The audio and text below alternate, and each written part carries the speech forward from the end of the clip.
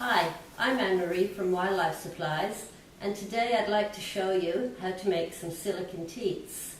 So firstly I'll show you the items that you need to make these teats. You need silicone, which comes in a two-part product, part A and B. I get it from Dalchem. I'll put the details and the link to Dalchem on my site, www.wildlifesupplies.org.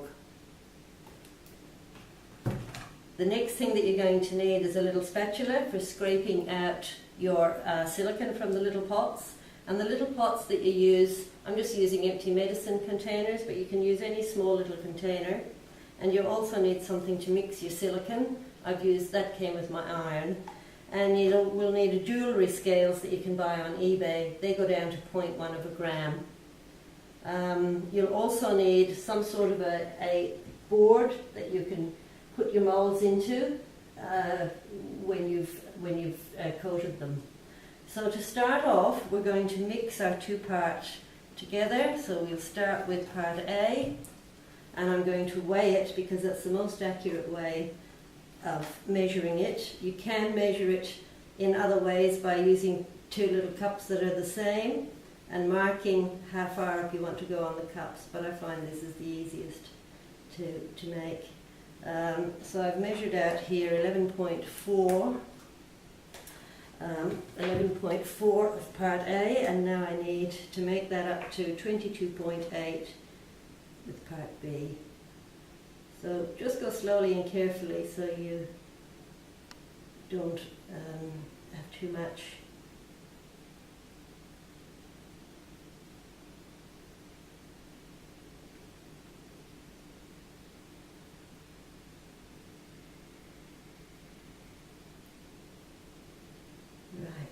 Okay.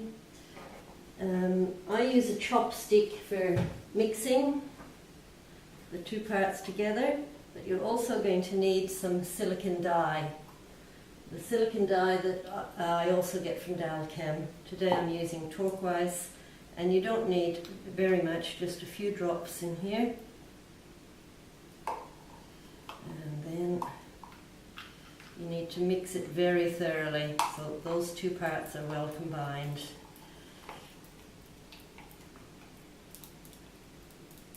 So spend a couple of minutes mixing, because if it's not properly combined, they're not going to set properly, and you're going to end up with teats that are all sticky.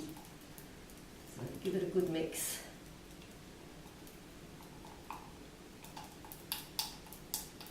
The reason I use the little cups underneath the moulds is to save any silicone that droops down. So the less wastage you have, the more economical it is to make your teats. Right, so using our little kitchen scraper now, I'll just scrape off the excess.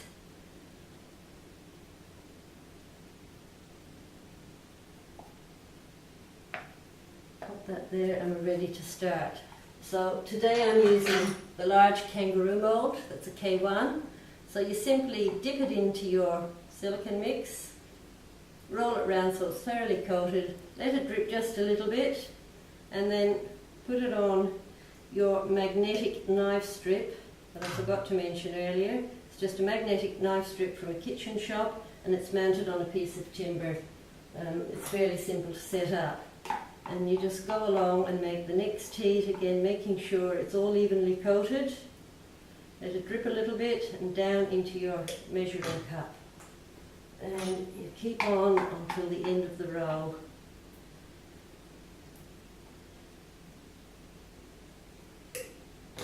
At home you may not have many teats, so you make up just a small amount of silicone.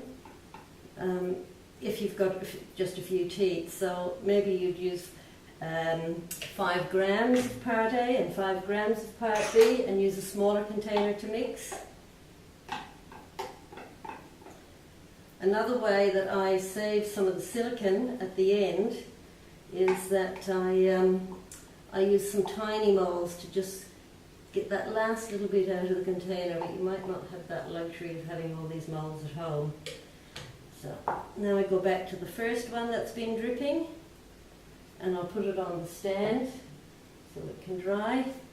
And now, using what's left in my little drip tray. I'm going to scrape it out, salvage that, put the empty one under the next mould and continue down the line, just scraping the silicone out so you're not wasting any.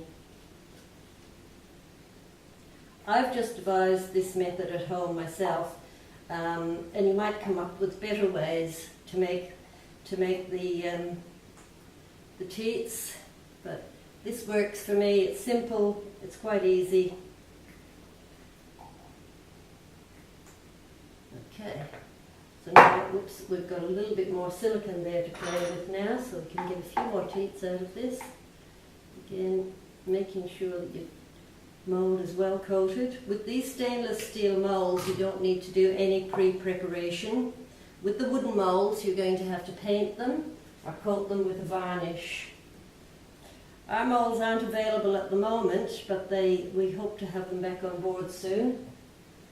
So I'm just going and taking all the ones that have been dripping off the stand, putting them to dry there. They'll take about 2 hours before they're ready to be recoated. With these big teats, you're going to need 3 coats. With some of the smaller ones, such as the little wallaby ones, just two coats is enough for these.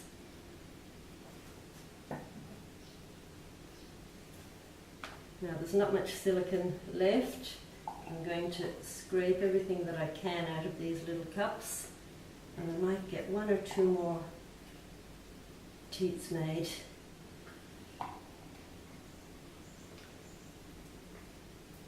And don't take them off the mould until they're really dry. So you're better off to leave them overnight if possible, and it depends on the weather as to how long they will take to be thoroughly dry. But they usually dry after a couple of hours, but leave them on the mould overnight and then take them off the next day. So I've got enough there now to do at least 2 more of these big K1s.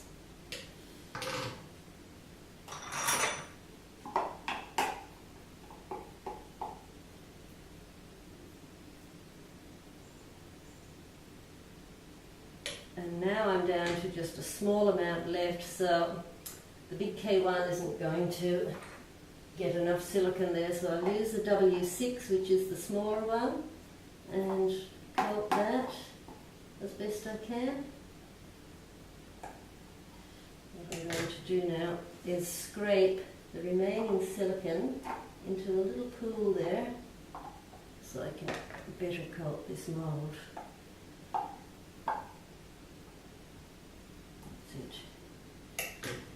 You can see there's very little left there now, and how I use up that last amount is I use these tiny number 14 moulds, and they're great for feeding things like bush rats or tiny possums, any of your little tiny animals that come into care there. They fit on the end of a syringe teat. So I'm not going to worry about letting them drip, I'll just put them straight onto the tray. So this is number 14. You can see there's not going to be much waste here.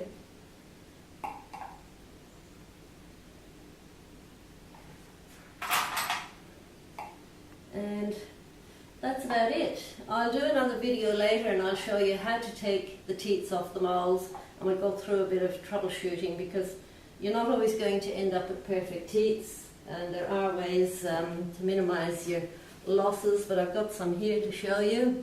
That one's got a little lump there. I don't know if you can see that, but there's a little lump, and it's a little bit of the dried silicone that fell in from the board on about the 3rd coat, so that's no good. And that's it. Have a go at home, and I'd love to hear your comments and your questions and see how you go. Thanks for watching.